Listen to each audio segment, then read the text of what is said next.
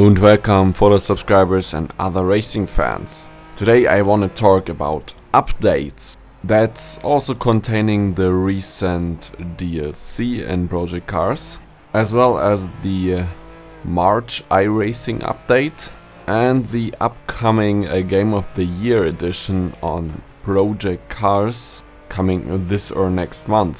So first things first, it's been out for over a week now. Project Cars US car pack with the Corvette GTE car, the Cadillac GT3 and for most the Dallara IndyCar, as well as the Ford Fusion NASCAR. I tested all of those cars in depth now, and I have to say, if anyone had a doubt if he needs that car pack or doesn't, then I have to tell him it's the one DLC in Project Cars you need to buy over the others. Not only it adds 2 cars to the GT classes, GTE and GT3, but it also adds an open wheeler where I have to say I really have fun with that. And if you know me, then you also know that I'm not the open wheeler guy. It's just not my thing in general. However, this Dallara IndyCar, with its very powerful engine that is rather difficult to drive at times because there seems to be a little bit of a turbo kick coming in and tracking traction on acceleration, which I'm not usually used to in Formula cars because they have tons of traction, at least in downforce situations, so faster speeds. However, this car is not as easy to drive as others in this league, and this makes it so interesting. I tried it around Road America, and for the first few laps I couldn't really get the power down. It was really beyond me how to drive this car, but after that I got the hang of it and it was actually quite fun. The same applies to the Ford Fusion Stockcar. It's also a huge amount of fun and a completely different driving style. In this car you don't feel any curbs. It's flying over them. It's quite a heavy car, but it actually has quite some grip. I was astonished driving it around Watkins Glen, where else, that fighting other cars, although it only were AI cars, was so much fun in this car because you felt you could have a little bit of a rubbering with the other cars, and you just felt it. You could drive centimeter besides centimeter without having the fear of crashing or something. In the footage you see there are also some really NASCAR-like maneuvers in it, partly because of the AI, which is still, well, not responding too well to a human driver on track. The free car, Aston Martin, a GT12, the Vantage GT12.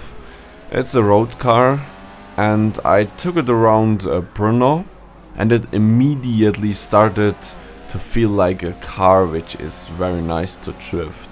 As usual, the road cars, especially in Project Cars, in my opinion, not really the vehicles you want to do races in. It's just more for fun driving around, having some drifting action or something else. And this car immediately started that. To me, it felt like there is some grip missing. I'm not completely convinced. However, the fun is definitely there. But I guess most of you have tried it anyway because it's the free car and you do not even need to buy the DLC. So, what do we have left?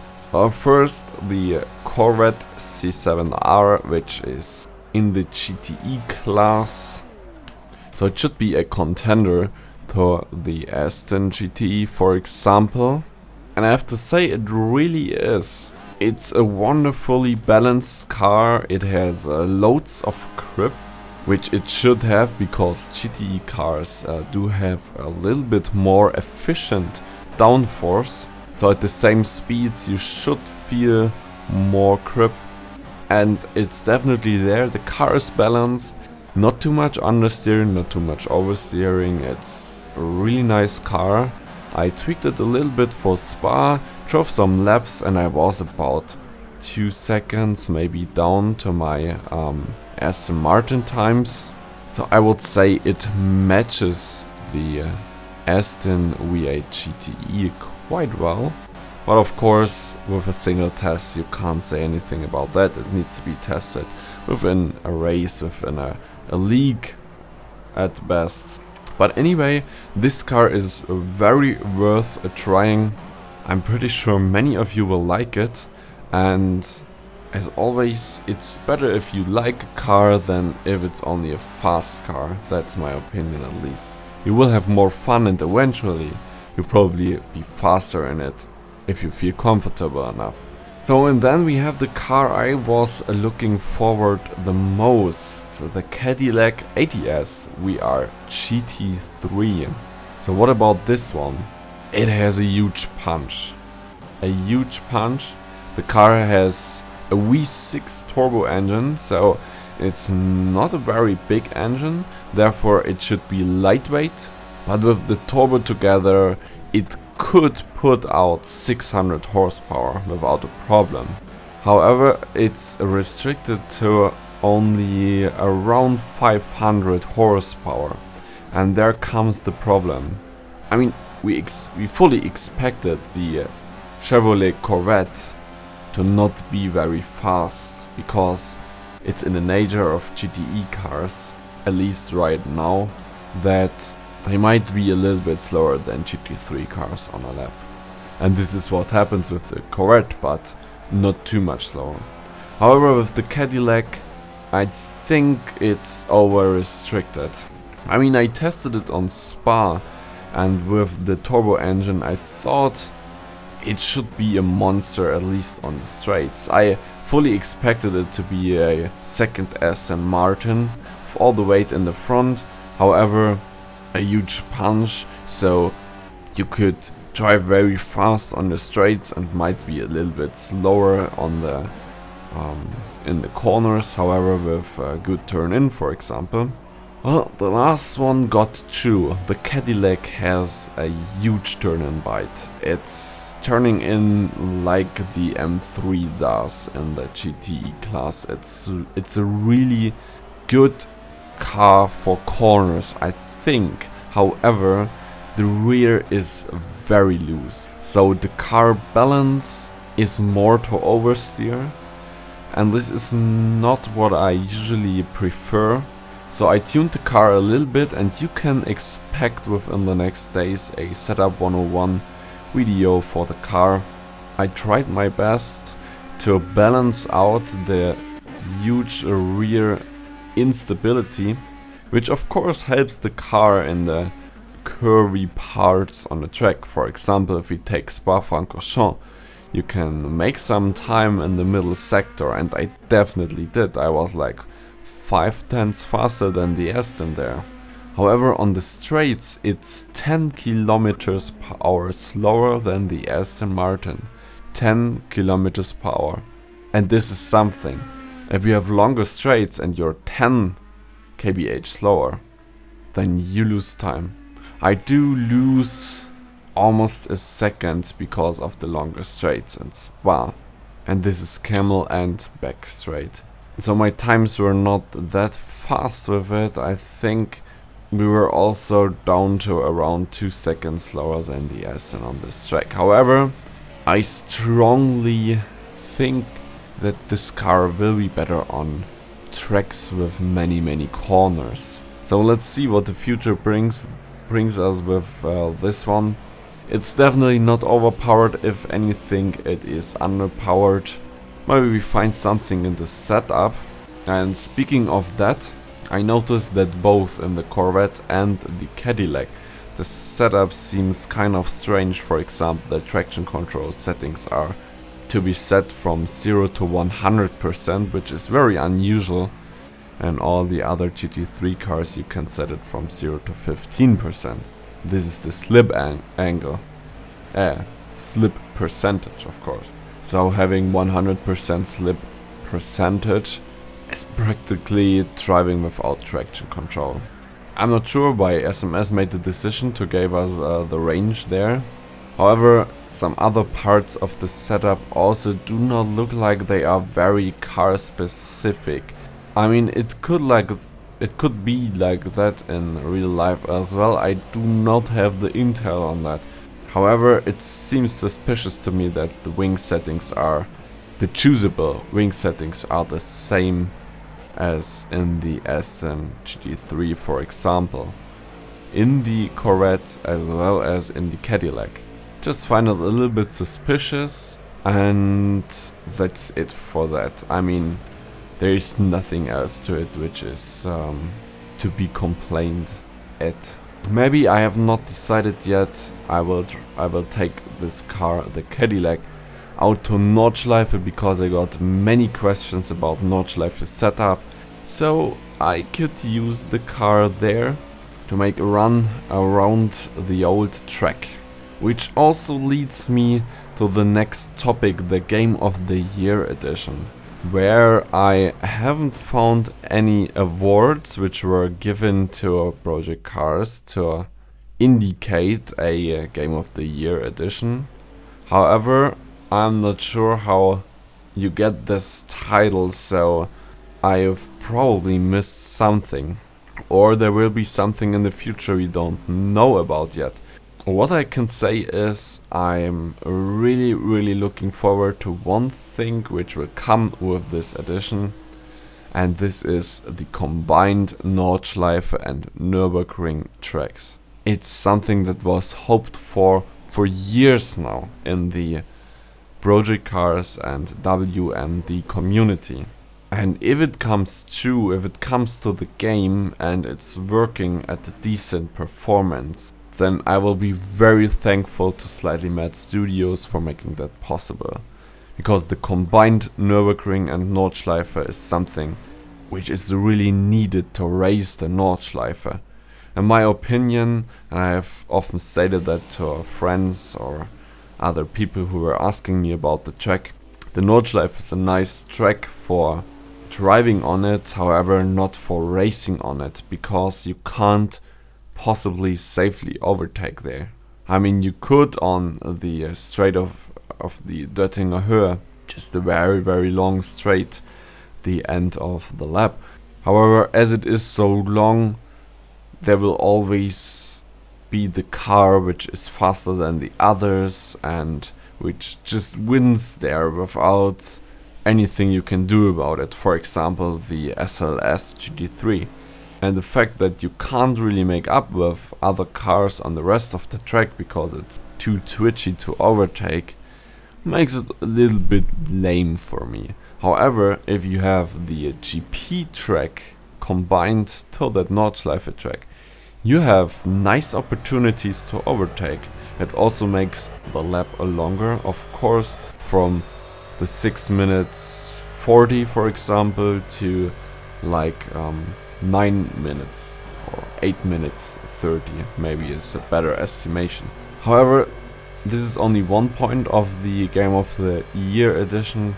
It will also contain all DLCs bundled together in one box. I'm not sure how SMS will handle it, but I'm sure the additional contents which come with it, for example the combined Nordschleife, will be available as a DLC before or at the same time of the release of that edition. So yeah, that's everything I wanted to say to Project Cars. All the latest information, the latest updates on it. Now I still wanted to say something to the iRacing update, which was rolled out on 8th of March, I think, which brought us 2 new GT3 cars for this simulation, the Audi LMS and the new SLS, the new AMG GT3. I couldn't test them right now as obviously you would need to pay for them, and I haven't purchased any of both at the moment, maybe at the later point, but as I do not necessarily plan to race the new GT3 cars right now, I haven't purchased them. However, what a nice addition. It's the new gen GT3 cars, and I think it's an absolute right decision from iRacing to include them before the GT3 seasons all over the world start. It's a nice marketing move, but I also appreciate it as a sim racer. As well as the DirectX 11. If you don't know, you can now activate DX11 instead of DX9 within the settings for iRacing on the website. Go on the website, you see the bar with joining sessions and stuff like that, and at the end there's a settings button, and if you click on that you can choose a DirectX 11. So you might have seen already comparison videos. For most people the frame rates got up by quite a bit. I have seen increases from 20 to 40% even, as well as a much smoother graphics engine in general.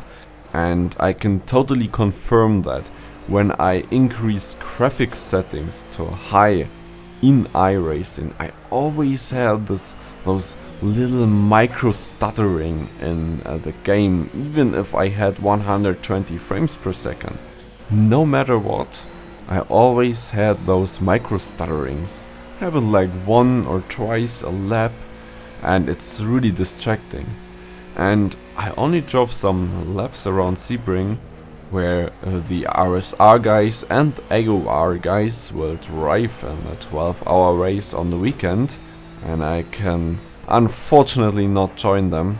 I noticed no stuttering at all, and I immediately put up all settings to the maximum, and I got like 70 frames per second steady without any stutterings.